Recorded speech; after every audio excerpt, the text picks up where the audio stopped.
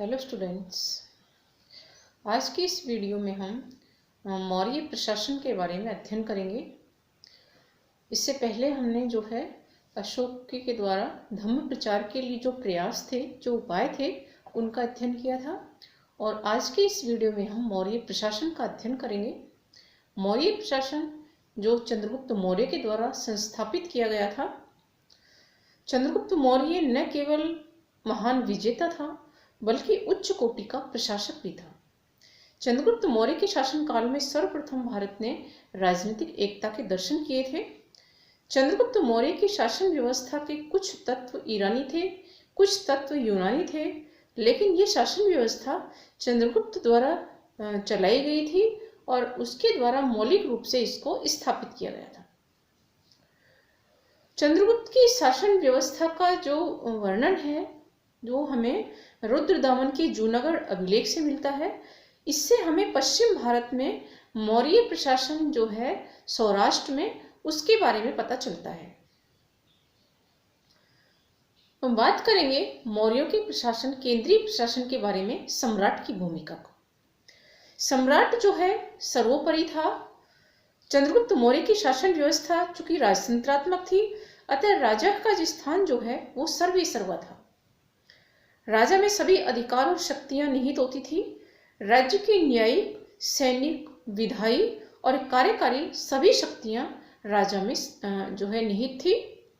राजा सेना का सर्वोच्च सेनापति था, प्रधान न्यायाधीश था, कानूनों का निर्माता और कार्यकारी अध्यक्ष भी था। तो राजा की शक्तियां जो है अपार थी। राजा इस साम्राज्य के सभी महत्वपूर्ण पदाधिकारियों की नियुक्ति करता था। सार्वजनिक कार्यों के लिए राजा जो है दिन भर राजसभा में बैठा रहता था। ऐसा विवरण हमें मेगास्थनीज के द्वारा पता चलता है। मेगास्थनीज बताता है कि जब राजा का शरीर जो है आबूनस के मुद्गरों से दबाया जाता था, तब भी वो प्रजा की जो है फरियाद सुनता रहता था। हम बात करेंगे केंद्रीय प्रशासन में जो महत्वपूर्ण भूमिका निभाने वाली जो परिषद थी, मंत्री परिषद, उसके बारे में। मंत्रिण और मंत्री परिषद दो जो है संस्थाएं थी। सम्राट को प्रशासन में सहायता देने के लिए एक मंत्री परिषद थी। अमात्य एक सामान्य संज्ञा थी जो सभी के लिए, सभी जो पदाधिकारी थे, केंद्रीय पदाधिकारी, उनके लिए अमात्य शब्द का प्रयोग किया जाता था। मंत्री परिषद के सदस्य भी जो है अमात्य कहलाते थे। राजा अपने अमात्यों में से ही जो है अपने अमात्यों में से ही मंत्री नियुक्त करता था। और ये जो है जो सभी प्रकार के आकर्षणों से परे होते थे। ये मंत्री एक छोटी उप समिति के सदस्य होते थे जिसको मंत्रिण कहा गया था। इस मंत्रिण में बहुत ही विश्वास पात्र 3 या 4 सदस्य होते थे और जो है इसके जो है राजा के बाद में यही सबसे सर्वशक्तिशाली होती थी। इसकी संख्या कम होती थी। मंत्री परिषद की संख्या जो है वो ज्यादा होती थी। चूंकि राजा को जब कभी त्वरित निर्णय लेने होते थे तो चूंकि मंत्री परिषद नहीं बुलाता था, उसको बुलाने में टाइम लगता था, इसलिए मंत्रिण के द्वारा ही जो है राजा उनसे विचार विमर्श करके उचित निर्णय लेता था। यानी सबसे पहले मंत्री परिषद, उसके बाद में मंत्रिण जो है, और फिर उसके बाद में तीर्थ जो है, और फिर उसके बाद में अध्यक्ष जो है। ये प्रशासन में, मौर्य प्रशासन में महत्वपूर्ण भूमिका निभाते थे। मंत्रिण जो है शीघ्रतापूर्ण निर्णय लेने के लिए इनकी नियुक्ति की जाती थी। इनमें जो है युवराज, सेनापति, प्रधानमंत्री और सन्निधाता ये शामिल होते थे। मंत्री परिषद चूंकि बड़ी होती थी, अतः उसको बुलाने में समय लगता था, जबकि मंत्री छोटी होती थी। मंत्री परिषद के सदस्यों को 12,000 पण वार्षिक वेतन मिलता था, जबकि मंत्रिण के सदस्यों को 48,000 रुपये वार्षिक वेतन मिलता था। हम बात करते हैं केंद्रीय अधिकारी तंत्र जो था उसके बारे में। पदाधिकारियों का जो वर्ग था उसके बारे में जो है 2 प्रकार के पदाधिकारी थे केंद्रीय प्रशासन में। एक जो थे तीर्थ थे और दूसरे जो थे वो अध्यक्ष थे। तीर्थों की संख्या 18 थी, इसलिए इनको 18 तीर्थ के नाम से पुकारा गया है। मौर्यों का प्रशासन चूंकि अत्यधिक केंद्रीकृत था, अतः अर्थशास्त्र में इस केंद्रीय प्रशासन का विस्तृत विवरण जो है हमें प्राप्त होता है। केंद्रीय प्रशासन अनेक विभागों में बटा हुआ था। इन्हें तीर्थ कहते थे।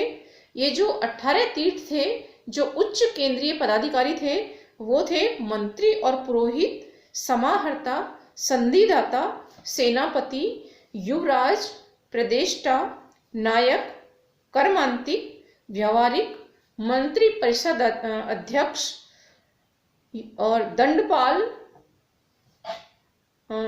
अंतपाल, दुर्गपाल, नागरक, प्रशास्ता, द्वारिक, अंतर्वशिक और आठविक। ये 18 तीर्थ थे जिनकी केंद्रीय प्रशासन में महत्वपूर्ण भूमिका होती थी और इनको जो है 18 तीर्थ के नाम से जाना जाता था। इनमें मंत्री और पुरोहित जो है प्रधानमंत्री और प्रमुख धर्माधिकारी होता था। चंद्रगुप्त मौर्य के समय में कौटिल्य जो है इन दोनों पदों पर, मंत्री और पुरोहित इन दोनों के पदों पर नियुक्त था। समाहर्ता राजस्व विभाग का प्रधान अधिकारी था। संधिदाता जो था वो राजकीय कोष का प्रमुख अधिकारी था। सेनापति युद्ध विभाग का मंत्री था, जबकि युवराज राजा का उत्तराधिकारी होता था।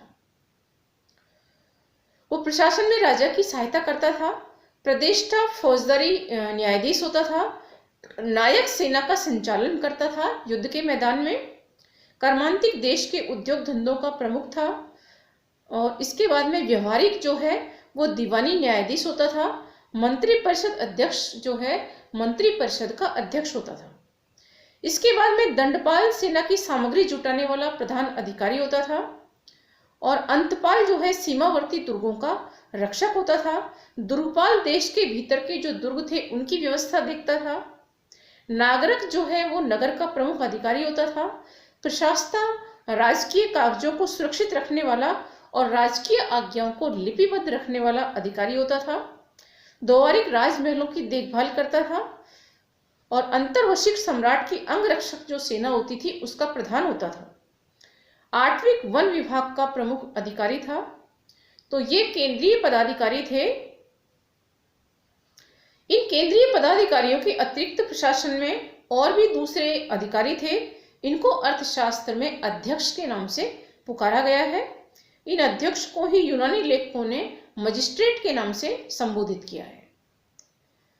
ये है पणियाध्यक्ष, सुराध्यक्ष, सूनाध्यक्ष, गणिका अध्यक्ष, सीता अध्यक्ष, आकारा अध्यक्ष, कोष्ठगारा अध्यक्ष, कुप्याध्यक्ष, आयुधगारा अध्यक्ष, शुल्काध्यक्ष, सूत्राध्यक्ष, लक्षणाध्यक्ष, गो अध्यक्ष, स्वर्ण अध्यक्ष और विविता अध्यक्ष तथा मुद्रा अध्यक्ष। मुद्रा अध्यक्ष यानी पासपोर्ट बनाने वाला जो अधिकारी था उसको मुद्रा अध्यक्ष के नाम से पुकारा गया था।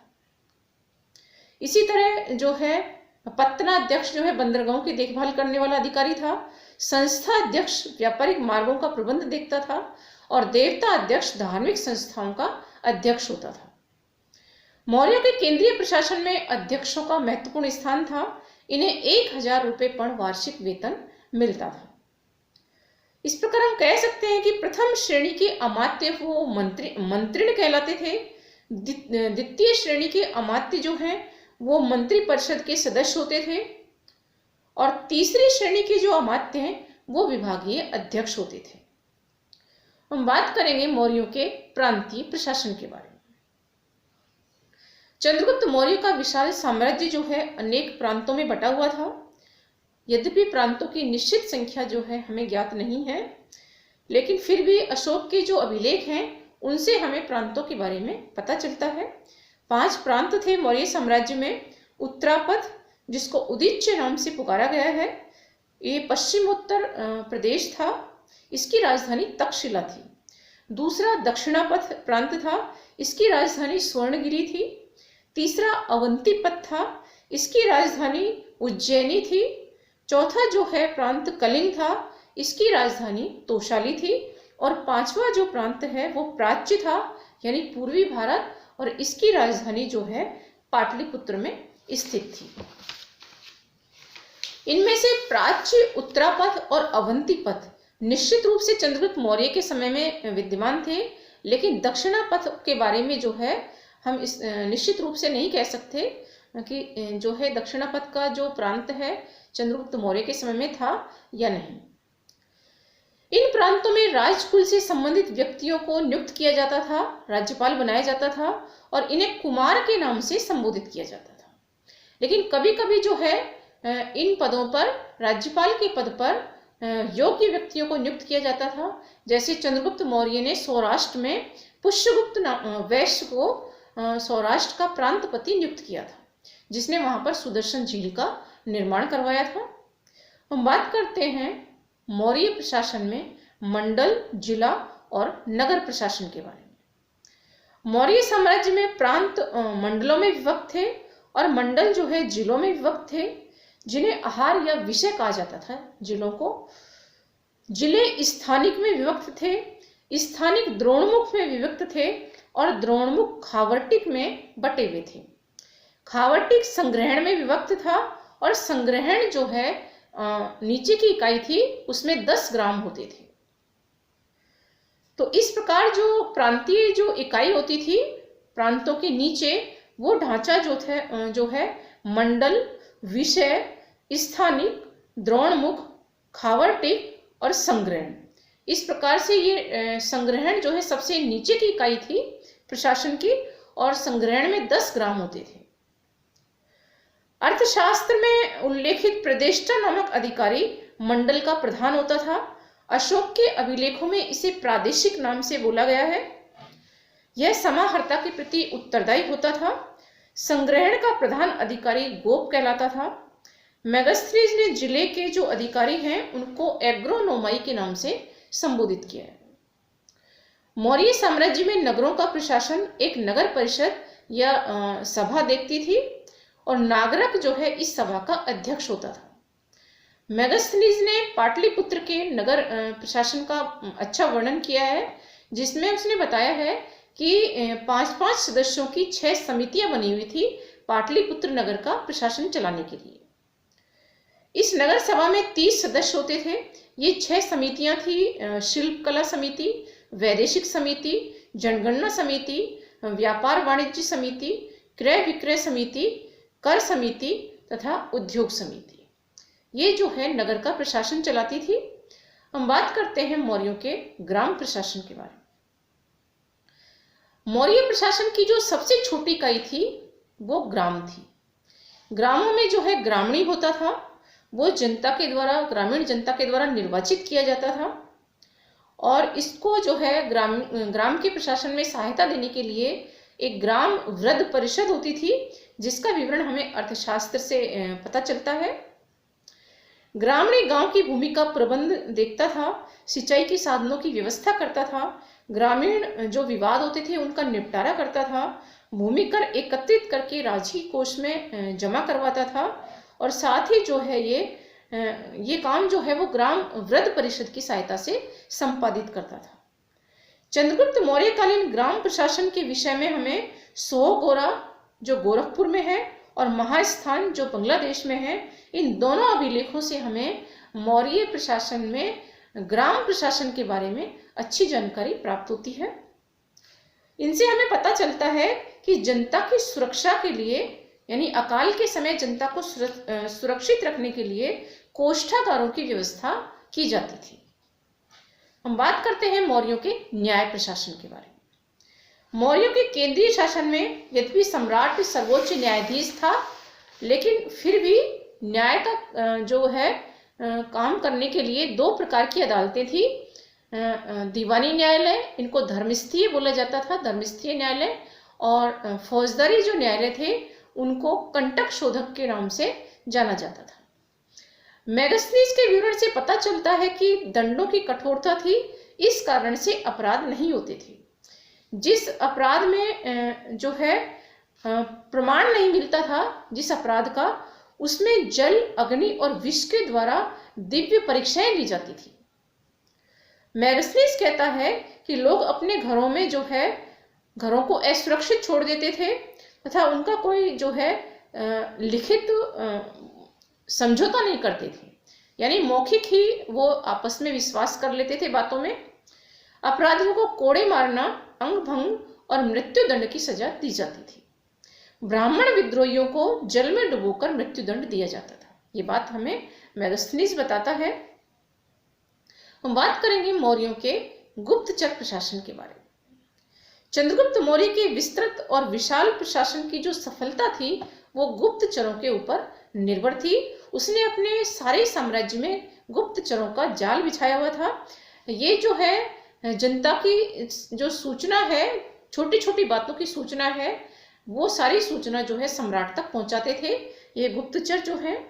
गुप्तचरों को अर्थशास्त्र में गूढ़ पुरुष कहा गया है। पूरे साम्राज्य में ये गुप्तचर जो है घूम घूम कर और फिर एक स्थान पर बसकर, दो प्रकार के गुप्तचर थे। एक तो जो है पूरे साम्राज्य में घूमते रहते थे, इनको संचारक कहा जाता था, और दूसरा एक निश्चित जगह पर निवास करते थे, इनको संस्था के नाम से जाना जाता था। यूनानी लेखकों ने इन्हीं गुप्तचरों को निरीक्षक और ओवरसियर के नाम से पुकारा है। इसके बाद में जो है हम बात करेंगे मौर्यों के सैनिक प्रशासन के बारे में। चंद्रगुप्त मौर्य के पास में एक विशाल सेना थी। सैनिकों को नकद वेतन दिया जाता था और उनके प्रशिक्षण की ओर विशेष ध्यान रखा जाता था। मेगास्थनीज के विवरण से हमें पता चलता है कि सेना का जो प्रबंध है वो 5-5 सदस्यों की 6 समितियां बनी हुई थी, वो संभालती थी। ये 6 समितियां थी: जल सेना समिति, पैदल सेना समिति, थल सेना समिति, गज सेना समिति, यातायात और रसद समिति, अश्वारोही समिति और रथ सेना समिति। सेनापति सेना का प्रधान अधिकारी होता था, युद्ध विभाग का मंत्री होता था। इसके नीचे जो है नायक होता था, जो सेना का संचालन करता था। इसके बाद में जो है सेनापति जो है ये मंत्रिण का सदस्य होता था। मंत्रिण जिसमें 3-4 सदस्य होते थे, उनमें से सेनापति भी एक सदस्य होता था। इसको 48,000 रुपये पर वार्षिक वेतन मिलता था। युद्ध क्षेत्र में सेना का संचालन नायक के द्वारा किया जाता था। सेनापति के बाद में नायक का स्थान महत्वपूर्ण था सेना में। इसे 12,000 पर वार्षिक वेतन दिया जाता था नायक को। ये जो है नायक जो है मंत्री परिषद का सदस्य होता था। इस प्रकार चंद्रगुप्त का जो प्रशासन है वो बड़ा सुसंगठित था और आगे चल करके कुछ परिवर्तनों के साथ में ये बाद में भी जारी रहा था।